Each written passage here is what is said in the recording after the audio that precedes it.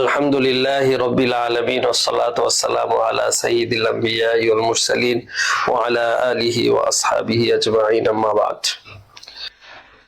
আমরা পূর্ববর্তী একটা ভিডিওতে আলোচনা করেছিলাম যে রাসূল সাল্লাল্লাহু আলাইহি ওয়াসাল্লামের উপর সর্বপ্রথম ওহী কখন অবতীর্ণ হয়, অর্থাৎ তিনি নবুয়ত কখন প্রাপ্ত হন, এই বিষয়টা নিয়ে আমরা আলোচনা করেছিলাম। আজকে আলোচনা করব যখন ওহী অবতরণ করত তখন রাসূল সাল্লাল্লাহু আলাইহি ওয়াসাল্লাম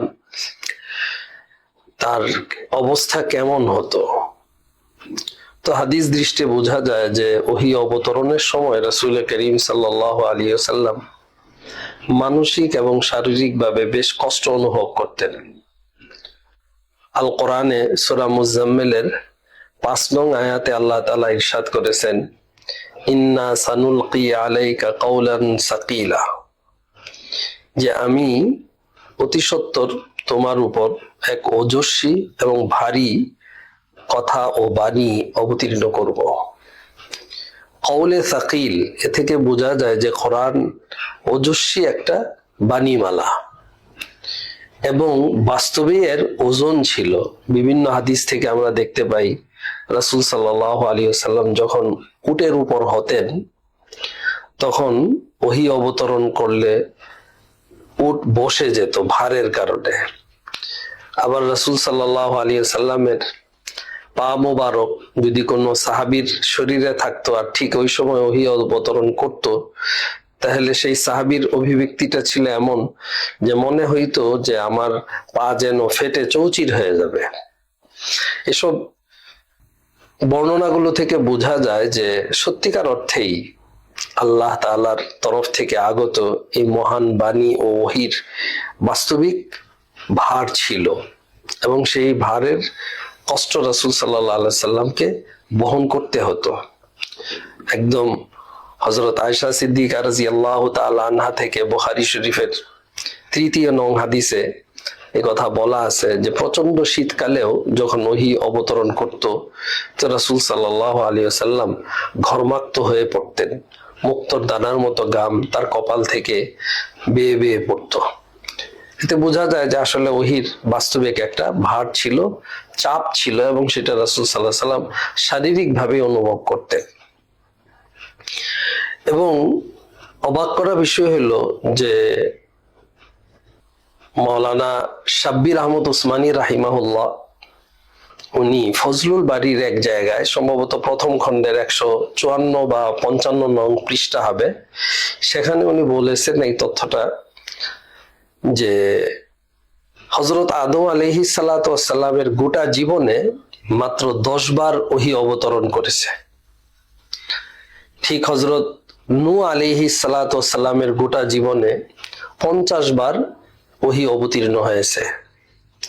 হযরত ইব্রাহিম আলাইহিস সালাতু ওয়াস সালামের জীবনে ৪৮ বার ওহী অবতীর্ণ হয়েছে।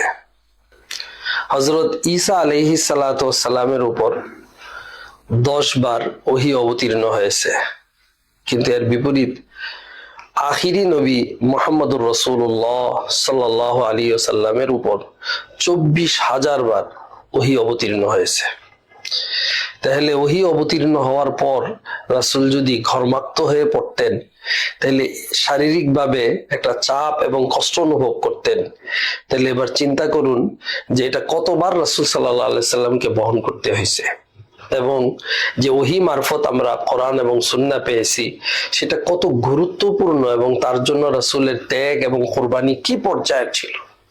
২৪,০০০ বার যদি রাসূল সাল্লাল্লাহু আলাইহি সাল্লামকে কষ্ট করতে হয়, আর এই কষ্টটা কেমন, মুসলিম শরীফেরও দেখবেন যে প্রায় ২৩-৩৪ অর্থাৎ ২৩৩৪ বা ৩৫ নং হাদিসে উবাদা ইবনে সামিত রাদিয়াল্লাহু তাআলা আনহুর এক বর্ণনা যে কুরিবা লিযালিকা ওয়া তারাব্বাদা কানা রাসূলুল্লাহ সাল্লাল্লাহু আলাইহি ওয়াসাল্লাম ইযা উনজিলা আলাইহিল ওয়াহয়ু কুরিবা ওয়া তারাব্বাদা লিযালিক। রাসূল সাল্লাল্লাহু আলাইহি সাল্লামের উপর যখন ওহী অবতীর্ণ হতো তখন রাসূল সাল্লাল্লাহু আলাইহি সাল্লাম খুব কষ্ট অনুভব করতেন এবং তার চেহারা বিবর্ণ হয়ে পড়তো। তারাব্বাদা যে শব্দটা ব্যবহার করা হয়েছে এর মূল ধাতু হলো রাবতুন। রাবতুনের অর্থ হলো যে তাগাইয়ুরুল বায়াজ ইলা সাওয়াদ, অর্থাৎ একটা সাদা রং ধীরে ধীরে কালোর দিকে কি হওয়া, রূপান্তরিত হওয়া। তো রাসূল সাল্লাল্লাহু আলাইহি সাল্লামের যে রক্তাভ চেহারা ছিল এবং মানে সুন্দর চেহারা ছিল, রক্তাভ বলাটা ঠিক হবে না, মানে সুন্দর, রাসূল সাল্লাল্লাহু আলাইহি সাল্লামের যে গৌর বর্ণের ছিলেন, সুন্দর ছিলেন, এই চেহারার রং পরিবর্তন হয়ে যেত, তাহলে কি পরিমাণ কষ্ট এবং চাপ অনুভব করতেন। তো সেই হিসাবে আমরা তো খুব সস্তায় আসলে এবং অনায়াসে আমরা আমাদের দেশে কোরআন পেয়ে গেছি, হাদিস পেয়ে গেছি, কিন্তু এর গুরুত্বটা যেন আমরা অনুভব করতে পারি, রাসূল সাল্লাল্লাহু আলাইহি সাল্লামের এই কষ্টের কথাটা যেন আমরা স্মরণে রাখি, তাহলে কোরআনের প্রতি আমাদের শ্রদ্ধা এবং হাদিসের প্রতি আমাদের শ্রদ্ধা বাড়বে। কোরআন হইলো সরাসরি ওহিয়ে মতলু, যার ভাষা এবং যার বিষয়বস্তু দুটোই আল্লাহর, আর হাদিস হইলো সেটা ওহিয়া গাইরে মতলু বলি, যার বিষয়বস্তুটা আল্লাহর হয়ে থাকে আর ভাষাটা শুধু রাসূল সাল্লাল্লাহু আলাইহি সাল্লাম নিজের ভাষায় আল্লাহর দেওয়া সেই বিষয়বস্তুটা ব্যক্ত করেন। তবে দুটোই ওহী, এবং মিলিয়ে বলা যায় যে 24,000 বার যে ওহী অবতরণের কষ্ট রাসূল সাল্লাল্লাহু আলাইহি সাল্লাম সেটা ভোগ করেছেন। তো সেই কষ্টের অবদান এবং সেই কষ্টের ত্যাগ ও তিতিক্ষার ফলশ্রুতিতে আমরা কোরআন ও সুন্নাহকে পেয়েছি। এই কোরআন ও সুন্নাহর প্রতি যেন আমরা যত্নবান থাকি, শ্রদ্ধাশীল থাকি এবং তদনুযায়ী আমাদের ব্যক্তি, রাষ্ট্র এবং পুরা বিশ্বকে গড়ে তোলার চেষ্টা করি। আল্লাহ তাআলা আমাদের সবাইকে তৌফিক দান করুন। ওয়া আখিরু দাওয়ানা আনিল হামদুলিল্লাহি রাব্বিল আলামিন।